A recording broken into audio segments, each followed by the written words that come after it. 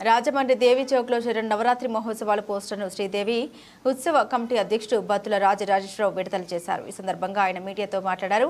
2వ తేదీన అమ్మవారి విగ్రహాన్ని ప్రతిష్ఠించి ఉత్సవాలు ప్రారంభిస్తామన్నారు. 6న దంపతుల పూజ, 20న అన్నదాన కార్యక్రమం జరుపుతామన్నారు. తొలి రోజున అమ్మవారు శ్రీ స్వర్ణ కవచ కనక దుర్గాదేవిగా అమ్మవారు దర్శనమిస్తారు. 2వ రోజు గాయత్రి దేవిగా, 3వ రోజున అన్నపూర్ణాదేవిగా, 4వ రోజు మహాలక్ష్మీదేవిగా, 5వ రోజు బాల త్రిపుర సుందరి దేవి, 6వ రోజున శ్రీ లలిత త్రిపుర సుందరి దేవి, 7వ రోజున సరస్వతి దేవి, 8వ రోజున దుర్గాదేవి, 9వ రోజున శ్రీ మహిషాసుర మర్దిని, 10వ రోజున రాజరాజేశ్వరి దేవి అమ్మవారిగా సాక్షాత్కరించి గోదావరి తీరంలో భక్తులను అమ్మవారు అనుగ్రహిస్తారు.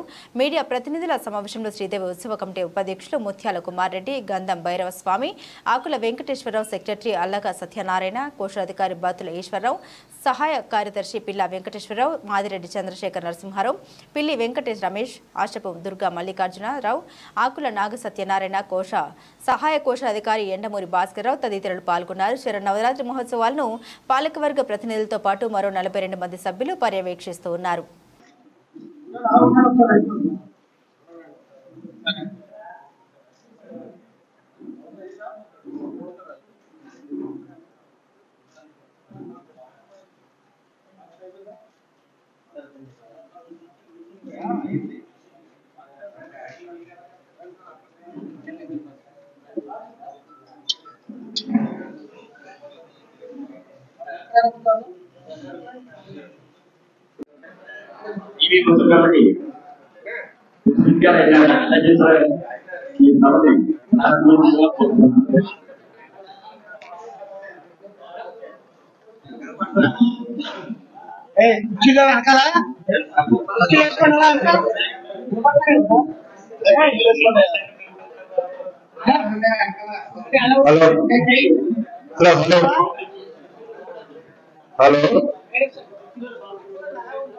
హలో ఫ్యాన్ కట్టాలి, వెనకాల ఫ్యాన్ కట్టయితే ఒక 2 నిమిషాలు.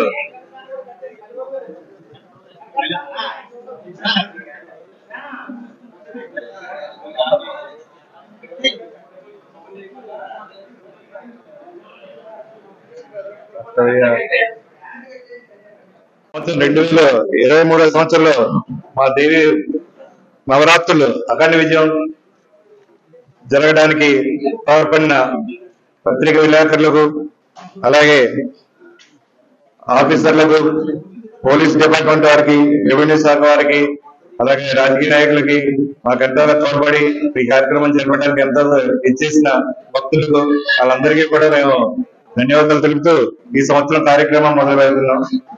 ఈ సంవత్సరం 2024 అక్టోబర్ 2వ తారీఖు రాత్రి 9:04 అమ్మవారిని ప్రతిష్ఠించడం జరుగుతుంది.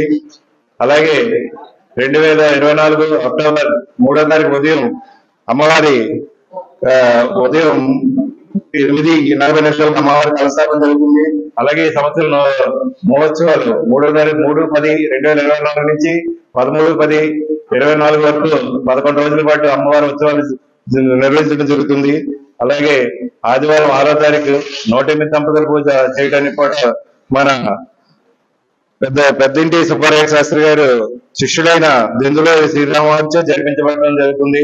ఆ రోజు 108 దంపతుల పూజలో ఎవరైతే పాల్గొన్నారో ఆ భక్తులందరికీ కూడా మధ్యాహ్నం అన్నప్రసాదవతి వితరణ కూడా జరుగుతుంది. ఆ రోజు ఎవరైతే భక్తులు అందులో పూజలో పాల్గొంటే వాళ్ళకి మధ్యాహ్నం భోజన సదుపాయం కూడా ఏర్పాటు చేయడం జరిగింది.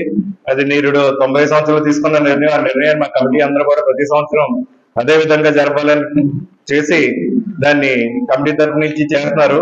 కానీ ఈ సంవత్సరం ఏంటంటే ఆ 108 దంపతులకి పూజకి జరిగే అన్నదాన కార్యక్రమానికి మా ఉపాధ్యక్షులైన గంధం భైరవ స్వామి గారి ఆ కార్యక్రమం అంతా చూసుకుని దానికి అయ్యే ఖర్చు అంతా ఆయనే భరిస్తున్నారు. అలాగే ప్రతిరోజు కలస్థాపన అయిన ప్రతిరోజు కుంకుమార్చన కార్యక్రమాలతో దేవనాలతో మొదలవుతున్నాయి. అలాగే 9/10 బుధవారం నాడు మూల నక్షత్రం సరస్వతి పూజ జరుపుకున్నాం.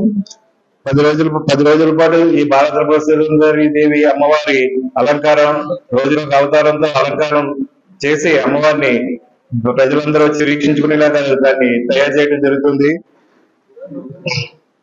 12/10/24 ఆ రోజు విజయదశమి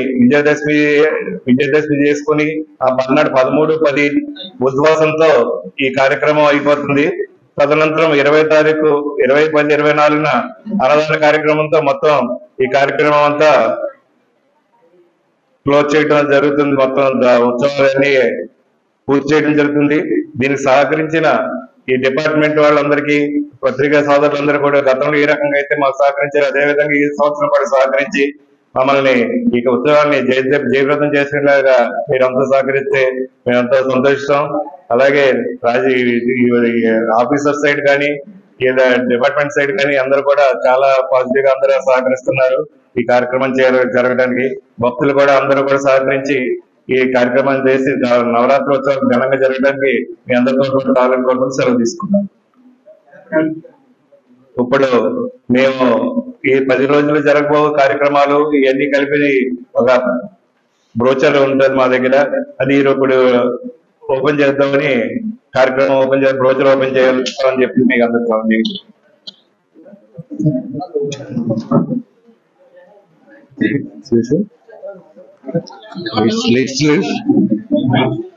పట్టేలా